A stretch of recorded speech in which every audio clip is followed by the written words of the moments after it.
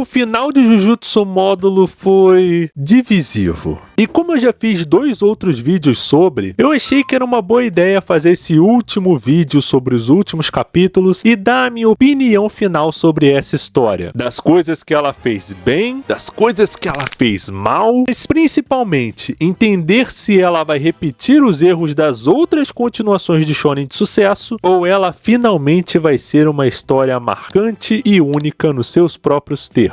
Nós já vamos conversar sobre isso, mas antes de tudo, eu sou o Nash, essa é a Socatópole, e já comenta aí o que você achou do final de módulo. E considera ver os outros vídeos dessa saga, ou qualquer outro vídeo do canal, você não vai se arrepender. Mas falando um pouco de contexto, e já deixando claro que eu vou falar spoilers do mangá inteiro, tá? E o ponto em que eu parei naquele último vídeo que eu fiz, o início da luta de Dabura contra Mahoraga e de Tsurugi contra Maru. O que era interessante não só porque o Dabura tinha sido muito hypado como um tipo de Satoru Gojo ou Sukuna desse mangá, como também por toda a carga emocional que tinha com relação ao Tsurugi. Dessa coisa dele lutar contra o Maru para poder defender a própria irmã, que estava disposta a sacrificar a própria vida para deter os Simurianos. E o início desses 2 combates foi realmente muito bom. Mostrar todo o potencial de luta que os Simurianos tinham. Principalmente na luta do Maru, ele começou a virar a cidade, virar a gravidade de cabeça para baixo. Eu imagino que o Tsurugi deve ter saído muito enjoado dessa luta. E aqui eu já tenho que falar de um ponto muito importante sobre como essa luta do Mahoraga com o Dabura foi um negócio anticlimático. Eu não sei se é porque esse mangá era muito curto e as coisas precisavam acontecer muito rápido, mas parece que o Dabura teve uma dificuldade só no início, com toda aquela coisa do Mahoraga ter metido medo nele, armando muita aura no processo, mas que depois o Dabura simplesmente conseguia se adaptar. Tipo, o Mahoraga arrancou o braço do Dabura e ele simplesmente destravou a energia amaldiçoada reversa e curou a própria perna. Eu não sei, daqui a pouco ia ser igual aquele meme que o Dabura ia conseguir fazer haki do armamento. Inclusive tem essa cena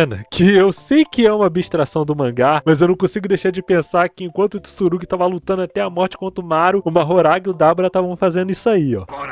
Alien! Mas eu acho que o ponto todo dessa luta é justamente ela não ter um pingo da emoção das outras lutas de Jujutsu. E eu sei que seria muito covarde da minha parte comparar essa luta com a luta, por exemplo, do Sukuna versus o Gojo. Mas a gente pode pegar, por exemplo, a luta do Itadori contra o Higuruma, que é uma luta que dura mais ou menos o mesmo tempo ali da luta do Dabura contra o Mahoraga, mas em comparação é uma luta que tem muito mais peso dramático, principalmente do lado do Higuruma. Para tanto que eu gosto tanto dessa luta que eu fiz um vídeo inteiro só analisando ela. Assiste lá, mas mais tarde, tá? Termina de ver esse vídeo primeiro. E enquanto essa luta acontecia, nós tínhamos a luta do Tsurugi contra o Maru. E essa luta, esse eu considero muito mais interessante, porque ela conversa com algumas coisas importantes dentro da história de Jujutsu Kaisen, principalmente com relação ao Yuta e a Maki. Eu gosto em como em um dos capítulos, se eu não me engano, 17, nós temos um flashback do Tsurugi conversando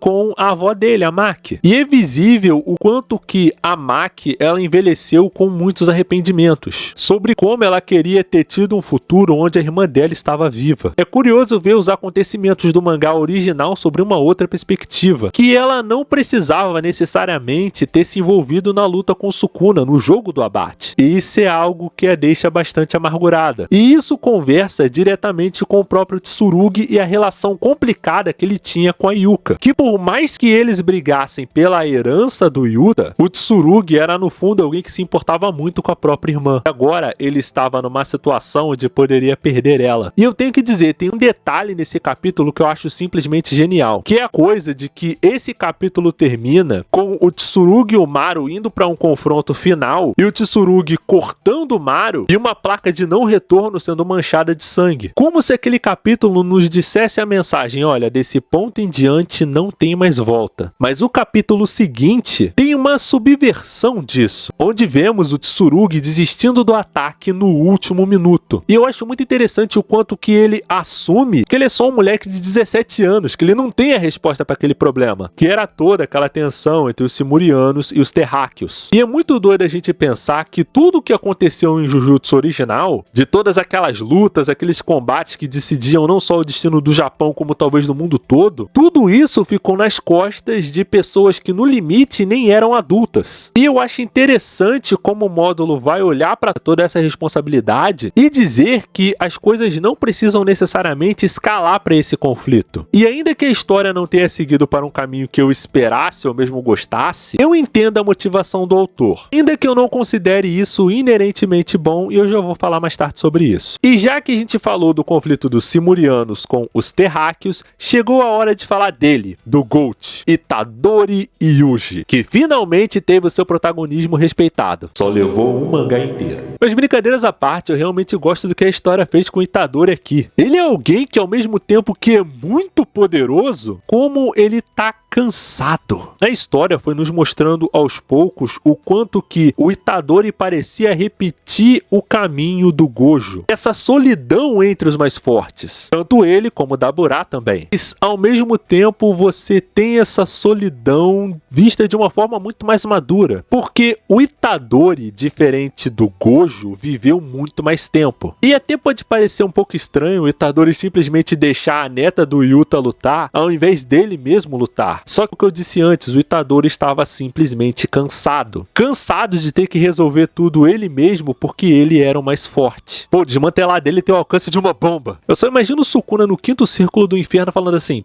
a gente usava isso aí pra matar calango, não era Heian. Já que eu falei do Itadori, eu acho que tá na hora de falar do ponto que eu menos gosto desse final. Que é toda a solução que eles dão pro conflito entre os Simurianos e os Terráqueos. Porque vamos lá, pra mim, pelo menos, me soou um pouco confuso a ordem como as coisas aconteciam. Porque, tipo, você tinha a luta do Daburá contra o Mahoraga e a luta do Tsurugi contra o Maru acontecendo ao mesmo tempo. Enquanto você tinha o Itadori lidando com os Simurianos e com os Terráqueos. Ok. Mas, tipo, do nada a gente tem o Itadori encontrando com o Maru e o Maru combinando com ele de ir até as encruzilhadas das almas pra poder resolver o problema dos Simurianos e das maldições. Que a luta do Daburá ainda tá acontecendo e a luta do Tsurugi ainda está acontecendo. Sendo que a gente sabe que o Cross, ele tá hospitalizado, certo? Foi o que eu entendi. Então, tipo, eu não sei se, tipo, o Maru tá falando com o Itadori depois da luta ou durante a luta. Eu quero pensar que a luta do Maru contra o Tsurugi aconteceu antes. Mas eu acho que o meu problema maior com isso é como parece que o poder do Maru meio que resolve tudo. Porque assim, eu admiro a ideia do Gege Akutami das coisas não necessariamente escalarem para um conflito físico, da história não ser uma briga aberta entre Simurianos e Terráqueos. Ok, eu entendo isso. Mas o meu grande problema é o quão anticlimático é toda essa coisa do Maru simplesmente resolver tudo com seu poder. Você não tem nem mesmo um debate entre o Itadori e o Maru sobre como eles vão resolver esse problema. O Maru apresenta uma de duas soluções, o Itadori pondera ali, mas ele não tem realmente uma forte objeção. Eles simplesmente decidem que vão tirar a energia amaldiçoada das próximas gerações e vão fazer a cor da alma dos Simurianos mudar. Eu não sei se era esse a alma dos Simurianos, se é a alma dos Karyans. Eu sei que a cor da alma de alguém mudou. Então agora os Karyans não vão reconhecer os Simurianos futuros como sendo eles mesmos. E os Simurianos não vão mais confundir as maldições com Karyans. E eu fiquei tipo, eu meio que não me importo com os Karyans. Por mim podiam morrer todos. E assim, a história até tenta amarrar um debate sobre o que eles estavam fazendo ser algo ruim,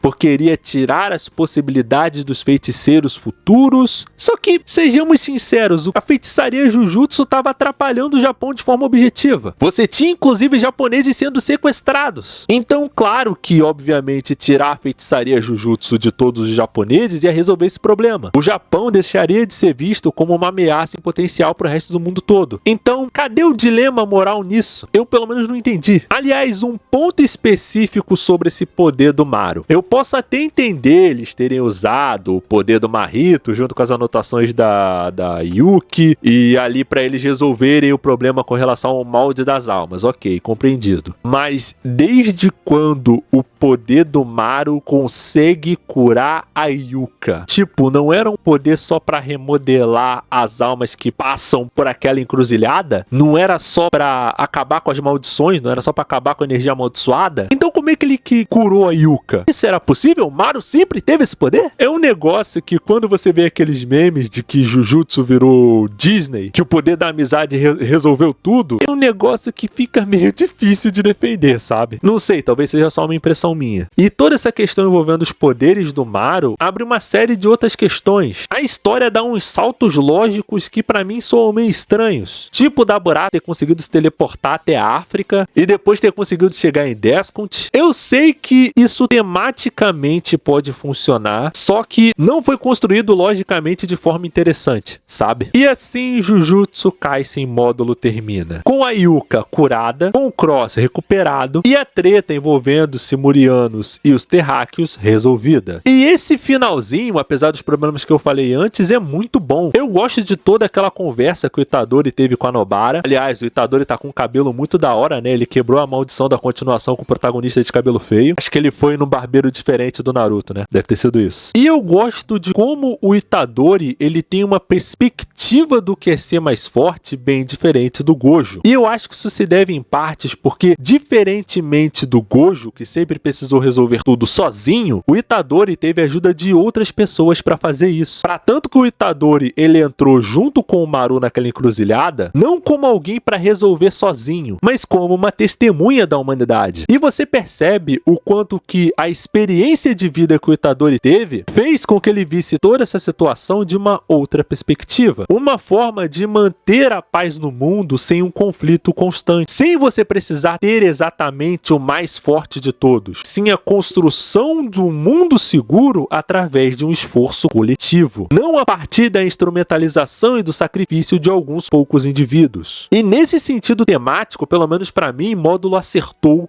muito. E o saldo final dessa história foi até que positivo. Logicamente que Módulo não foi a coisa mais genial do mundo. E uma história bem curta acabou prejudicando bastante. Mas eu gosto do que Módulo significa para Jujutsu. Me parece uma evolução lógica do Gege Akutami como escritor. Principalmente pela forma madura como ele enxergou os acontecimentos dessa história. Sem ter que ficar apelando tanto para fanservice da obra original. Ainda que tenha sido muito da hora ver o Mahito se ferrar daquele jeito. Absolute Cinema. Mas eu acho que a lição mais importante de todas que esse final de história nos entregou é: quando se trata de ter uma mulher terrestre, não existe ninguém mais honrado que o Daburá. Bom, agradeço a você que está vendo esse vídeo de manhã, de tarde à noite. Se você gostou do vídeo, considere curtir, comentar e de se inscrever no canal. Lançamos vídeos novos aqui toda quinta-feira ao meio-dia e vídeos menores no Instagram e no TikTok. Então realmente agradeço a você que está vendo esse vídeo agora. Aqui é o Nash. Tenha uma vida longa e próspera. Até a